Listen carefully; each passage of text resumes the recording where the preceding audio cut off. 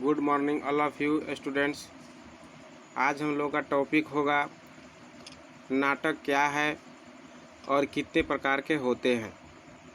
तो चलिए अपने टॉपिक की तरफ चर्चा करते हैं। नाटक काव्य का एक रूप है।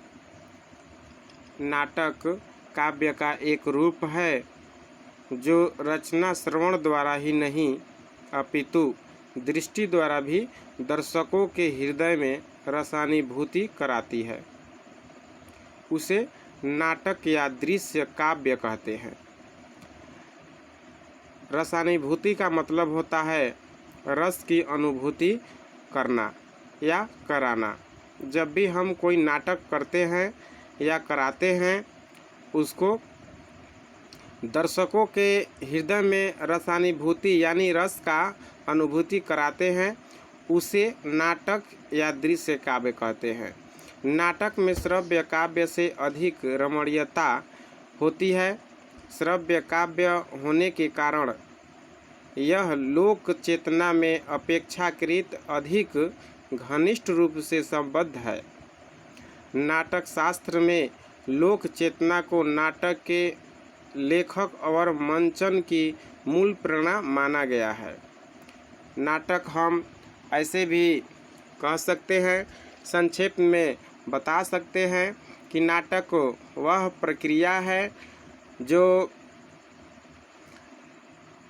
काव्य, कविता, कहानी के माध्यम से उस रूप को कल्पना करके, उस कहानी में कल्पना करके जो अभिनय के द्वारा रंगमंच पे प्रदर्शन किया जाता है, उसे भी हम नाटक कहते हैं।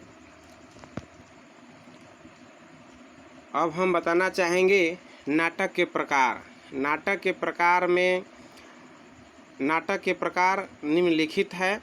एकांकी नाट्य शास्त्र, नुक्कड़ नाटक, नौटंकी, भरत मुनि, भारतेंदु हरिश्चंद्र, रामलीला, रासलीला, हिंदी नाटक, काव्य नाटक इत्यादि। तो सबसे पहले हम आपको एकांकी के बारे में बताना चाहेंगे। एकांकी क्या है? एकांकी एक अंक वाले नाटकों को एकांकी कहते हैं।